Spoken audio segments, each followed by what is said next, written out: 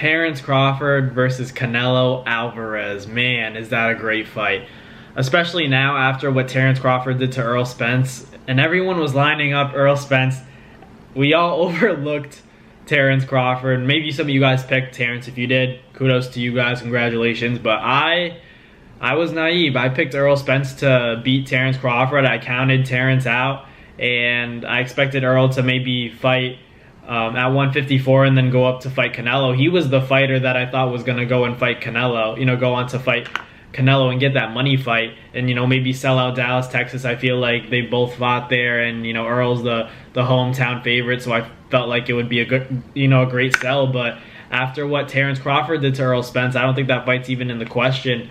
And I still think Earl Spence and Canelo Alvarez would actually be pretty interesting, but, obviously Terence Crawford looked a lot stronger than Earl, so you would probably consider Earl to not fare well against Canelo, just from a physical stature perspective, because there are weight classes for a reason. I think going up against a guy like Canelo might be a little bit too big for Earl Spence, but Terence Crawford, he has that state wrestling background. That's why he was so physical. Earl wasn't able to push Terence Crawford around like he has done to, previous opponents.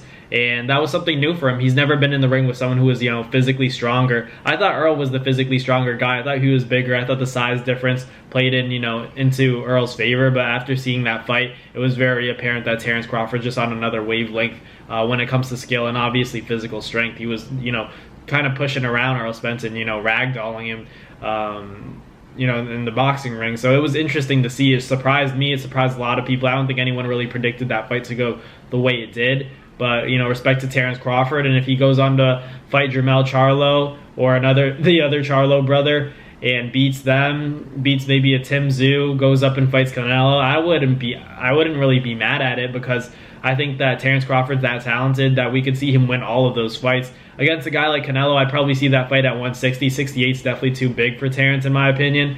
But if he get Canelo to come down to 60, I don't know if that he'd be willing to do that. Because Canelo's kind of been fluctuating, going to up and down, but he's been at 68 and 75. So at those weights, I don't think that's realistic for Terence Crawford. But man, I like the matchup, the stylistic matchup, because both very good fighters. Earl obviously wasn't faring well with Terence Crawford, but Terence is very dynamic. I'm curious to see how Canelo Alvarez would, combat that. Camera died, but back to what I was saying, I think that Canelo and Bud is a tremendous fight. I think it's a tough fight for Canelo, in my opinion, just because he's just so quick. I think that the fast twitch muscles, it was something that I've only really noticed now. I think Bud is so reactive. Like, his reaction time is much faster than the average boxer. That's just the way it is. And if you have good footwork and quick hands, then I think that you're a problem for Bud stylistically. But we know that Canelo was on the back end of his career, and the last three performances have been lackluster from Canelo, in my opinion, just in terms of what we've seen from him previously when he was much younger, had a better gas tank. Recently, I feel like the endurance has been a little bit of an issue for him. I don't know if it's the training regimen that he has, the kind of camp that he runs. I'm not trying to critique him or anything like that, but I'm just saying that it's stuff that we've noticed, and it's been noticeable. And Canelo's pretty flat-footed. Let's not beat around the bush. He's a pretty flat-footed fighter, and the hand speed isn't what it used to be.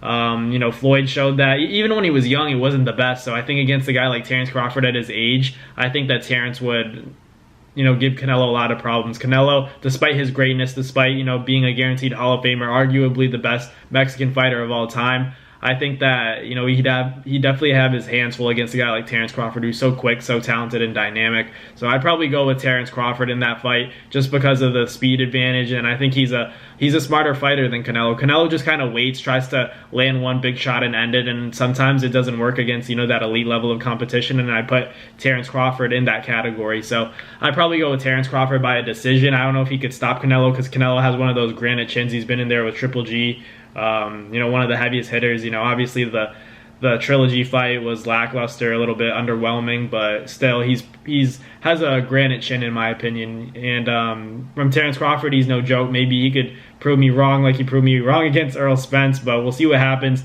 Terence Crawford versus Canelo Alvarez. Let me know in the comments who you guys got. I'm probably going with Terence Crawford. Think he's too much of a problem, too quick, and too much IQ for Canelo. Even at Canelo's age, despite him having more experience, I'm still going with Bud. But let me know in the comments what you guys think. Thank you guys so much for watching. I'll catch you guys next time. Peace. That's going to do it for another NASFight Media video, guys. Thank you guys so much for watching. It's been your boy, Matt Nabong, with another video. Hope you guys enjoyed it all. Thank you guys for the constant support. Salute to y'all always. It's been your boy.